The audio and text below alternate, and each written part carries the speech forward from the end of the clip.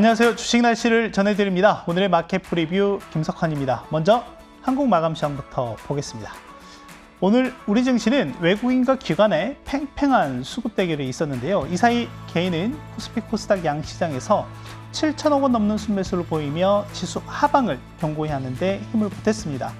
오늘 외국인은 전기전자 업종에서 2,600억 원 가까운 순매수를 보였지만 기관은 2,300억 원 넘는 순매도를 보였는데요.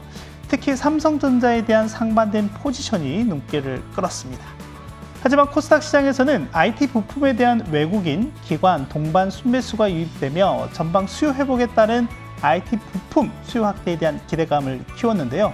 특히 2차 전지 업종은 전일 미국에서 확정된 IRA 법안 수혜 기대감이 재차 부각되며 상승세를 지속했습니다.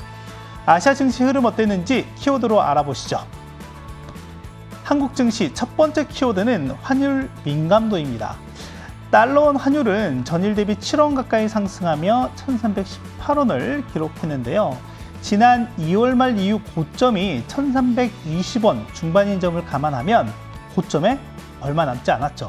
그런데 한 가지 간과하지 말아야 할 부분이 있는데요. 이전과는 달리 달러에 대한 원화 민감도가 높아졌다는 거죠. 무슨 말이냐? 현재 달러 인덱스는 보시다시피 102.5선을 기록하고 있는데요. 지난해 같은 시점에서 보면 대체로 달러원 환율은 1,200원에서 1,250원대를 기록했었죠. 그러나 지금은 1,320원에 근접해 있습니다. 만약 향후 달러가 추가 강세를 보인다면 더 높은 민감도를 보이며 환율이 상승할 위험이 있다는 걸 의미하니 유념하실 필요가 있겠습니다. 두 번째 키워드는 서프라이즈입니다. 중국 주요 지수는 장 초반 하락 출발했지만 1분기 경제지표 호조에 상승 전환했는데요.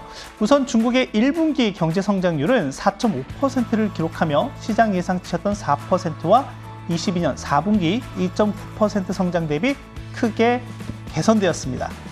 또한 소매 판매는 전년 동월 대비 10.6%나 증가하며 서프라이즈를 기록했는데요.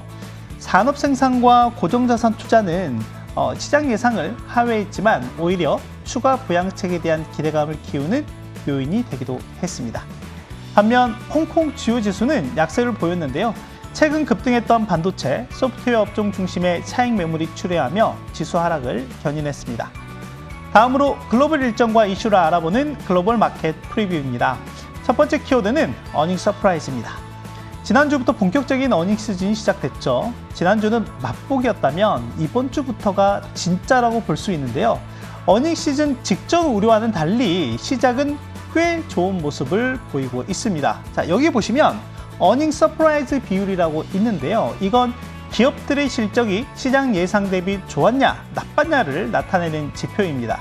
시장 예상을 상회하면 서프라이즈, 하회하면 쇼크라고 표현합니다. 그런데 현재 초반 분위기는 이 그래프상에 보시면 2014년 이후 분기 최고 실적을 가리키고 있죠. 뱅크 오브 아메리카는 어닝 시즌 초반 분위기가 2012년 이후 가장 좋다고 말했는데요. 다만 S&P 500 기준 33개 기업 시총 비중 8.3%밖에 발표하지 않았다는 점. 네, 진짜 어닝은 오늘부터입니다. 존슨앤존슨, 뱅크 오브 아메리카, 골드만삭스, 록히드 마틴, 넷플릭스 등 여러분들이 아실 만한 기업들과 뉴욕 멜론은행, 웨스턴 얼라이언스, 유나이티드 커뮤니티 은행 등 중소형 은행들도 실적을 오늘 발표하니까 눈여겨보도록 하시죠. 두 번째 키워드는 과열입니다. 최근 S&P 500 지수는 4,150선을 기록 중인데요.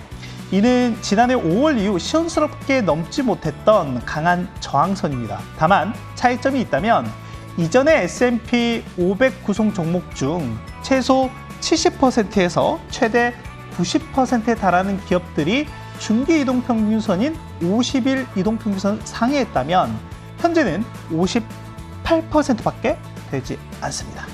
퀄리티 높은 상승세가 아니다라는 지적이 많은데요. 향후 움직임 지켜봐야겠습니다. 이번 주 미국 시장에서 주택시장 관련 지표가 잔뜩 발표되는데요. 전일 NAHB 주택시장 지수에 이어 오늘은 주택시장 선행지표인 주택 착공과 건축 허가 건수가 발표되니까 참고하시고요.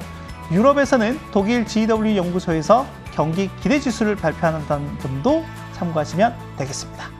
지금까지 주식 날씨 전해드렸습니다. 내일 만나요.